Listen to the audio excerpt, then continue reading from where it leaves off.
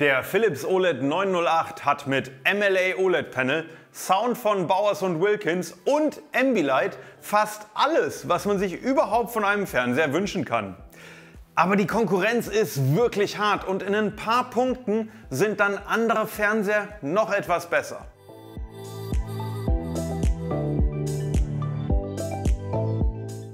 Hallo, hier ist Fitos von hifi.de. Und wir haben Philips Flaggschiff-Fernseher getestet und direkt mit den besten Fernsehern der anderen Hersteller verglichen, um letztendlich sagen zu können, wo die Unterschiede wirklich liegen.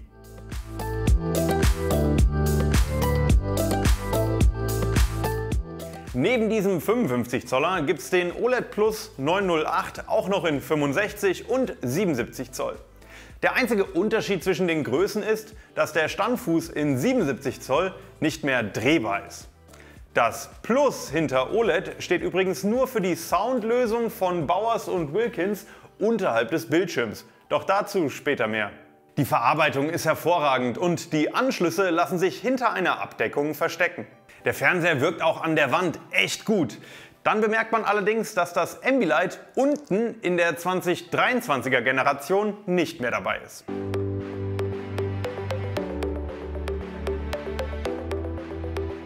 Der Philips 908 hat ein MLA OLED Panel, welches man sonst nur im LG G3 oder Panasonic MZW 2004 findet.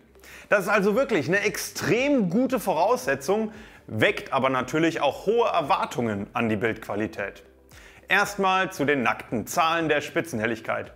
Im Filmmaker Mode konnten wir knapp 1200 Nits Spitzenhelligkeit bei einem 10% großen Fenster messen. Bei noch kleineren Testbildern kam er mit denselben Einstellungen sogar über 1300 Nits. Das sind auf jeden Fall gute Werte, allerdings etwas unter denen des LG G3 oder gar des Panasonic MZW 2004, nur um bei der MLA-Konkurrenz zu bleiben. Bei der EOTF fallen zwei Dinge auf. Dunkle Bereiche werden leider etwas zu hell dargestellt und der Roll-Off beginnt etwas früher als bei der Konkurrenz. Das ist aber eigentlich kein Nachteil. Es ist zwar nicht mehr so exakt, allerdings sieht man dadurch mehr Helligkeitsabstufungen bei sehr hellen Details. Kommen wir zu den Farben.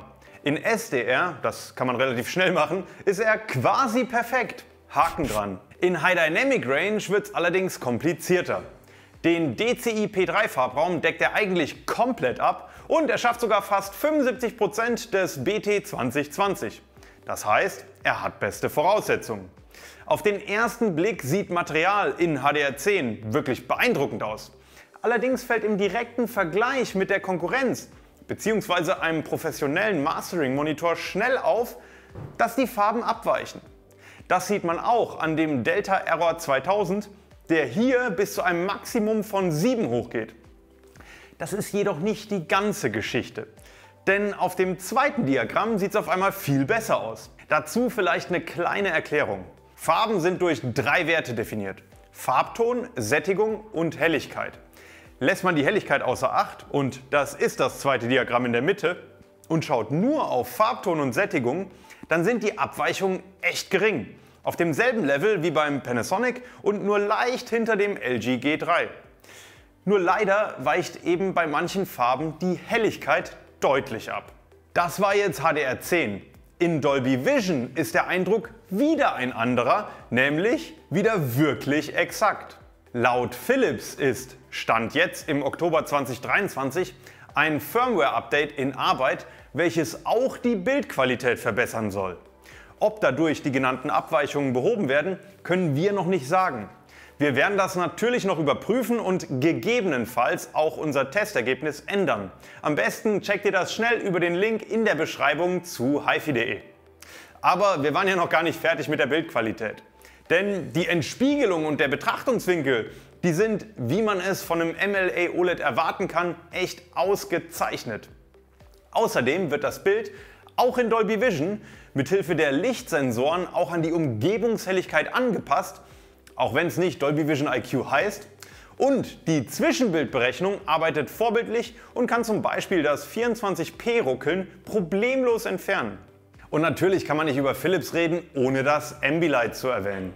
Beim 908 gibt es das aber nur noch auf 3 Seiten des Fernsehers, was auf dem Standfuß aber auch kein wirklicher Nachteil ist.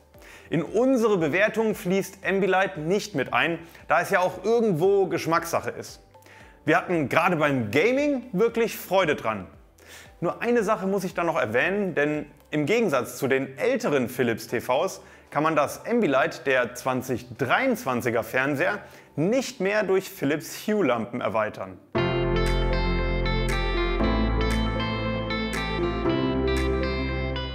Der 908 hat zwei HDMI 2.1 Anschlüsse, mit denen jetzt wirklich alles geht, was eine PlayStation 5 oder Xbox Series X überhaupt können, inklusive Auto Low Latency Mode, Variable Refresh Rate und sogar Dolby Vision in 4K Auflösung mit 120 Hz.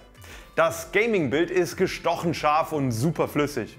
Als Input-Lag messen wir gerade mal 13 Millisekunden, in 120 Hz sind es sogar nur noch 5.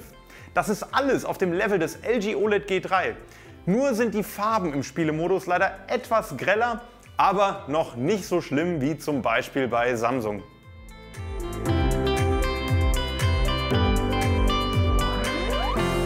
Der 908 hat alle üblichen Anschlüsse und von denen gehen auch keine nach hinten raus.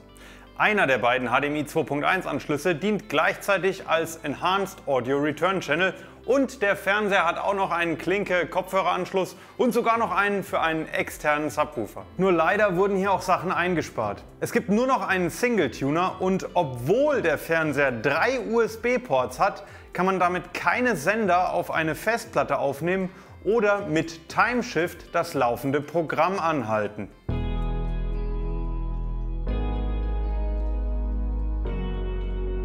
Das Google TV Betriebssystem hat eine riesige Auswahl an Apps und intuitive Bedienung. Die Fernbedienung ist aber mein persönliches Highlight bei diesem Fernseher. Erstmal ist sie beleuchtet, sie sieht schick aus, hat eine schöne Größe, gute Haptik und auch ein ordentliches Gewicht, was auch eine gewisse Wertigkeit suggeriert. Das Beste sind aber die Zifferntasten, welche man erst durch Druck einer Taste zum Vorschein kommen lässt. Der einzige kleine Kritikpunkt ist, dass nichts zwischen der Fernbedienung und dem Infrarotempfänger des Fernsehers im Weg sein darf, aber das sollte für die meisten zu Hause kein echtes Problem darstellen.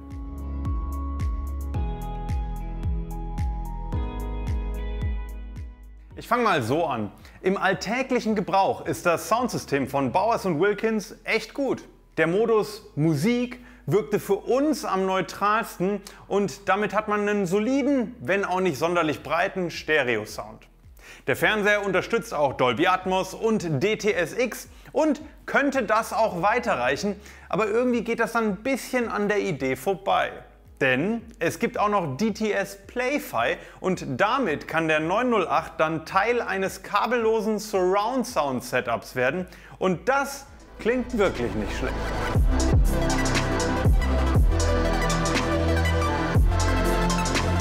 Der Philips OLED 908 ist ein wirklich beeindruckender Fernseher mit einem umfangreichen Gesamtpaket.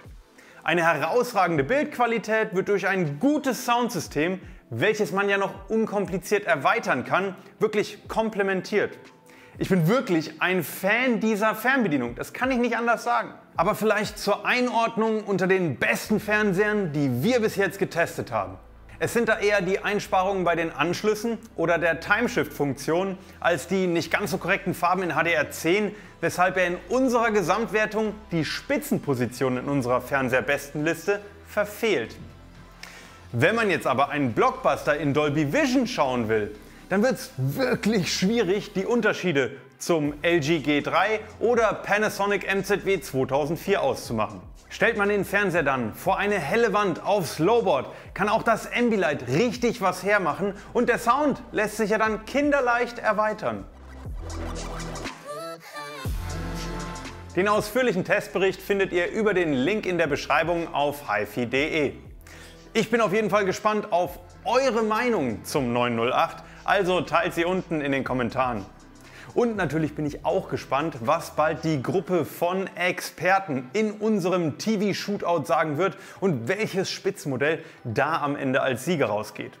Damit ihr das direkt mitbekommt, sobald es hier auf YouTube online geht, abonniert am besten unseren Kanal und bis dahin schaut am besten mal in dieses Video rein.